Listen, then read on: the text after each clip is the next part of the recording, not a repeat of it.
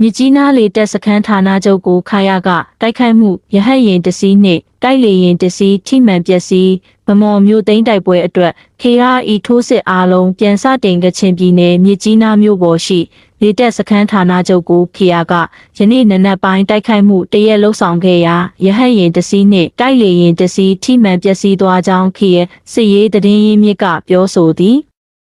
ယနေ့နနက်ပိုင်းမြကြီးနားမြို့ပေါ်ရှိလေတပ်စခန်းဌာနချုပ်ကိုခေရာကတိုက်ခိုက်မှုလှုပ်ဆောင်ခဲ့ခြင်းဖြစ်ပြီးရင်းစစ်စင်ရေးအတွင်းစစ်တပ်၏မ19ရဟတ်ယာဉ်တစ်စီးနှင့်ရှစ်ဝတိုက်လေယာဉ်တစ်စီးထိမှန်ပျက်စီးသွားခဲ့ကြောင်းသိရှိရသည်တိုက်လေယာဉ်နဲ့ရဟတ်ယာဉ်ပျက်စီးသွားတာတော့မှန်တယ်တိုက်ခိုက်ခဲ့တာမှန်ပါတယ်ဟုသတင်းရင်းမြစ်ကရှင်းပြသည်ရင်းပြင်ယနေ့ဒီဇင်ဘာလ25ရက်နေ့နနက်ပိုင်းဗမော်မြို့သိမ်းတိုက်ပွဲအတွက်နေရာအလုံးတွင်ထိုးစစ်များကိုပြည်အားကပြန်လည်စတင်လိုက်ကြောင်းသိရှိရသည်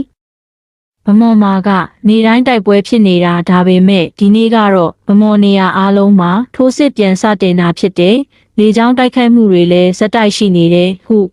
စစ်ရေးသတင်းရင်းမြစ်ကရှင်းပြသည်ဗမော်မြို့သိမ်းတိုက်ပွဲကို2024ခုနှစ်ဒီဇင်ဘာလမှစတင်၍ခရာပူးပေါင်းတပ်များကဆင်နွှဲလာခြင်းဖြစ်ပြီးယခုအခါတစ်နှစ်ကြာမြင့်လာပြီဖြစ်သည့်တပ်ပုံယခုနှစ်မေလအတွင်းဗမော်မြို့နယ်သို့စစ်ကူလာသောရဟတ်ယာဉ်နှစ်စီးကိုခရာက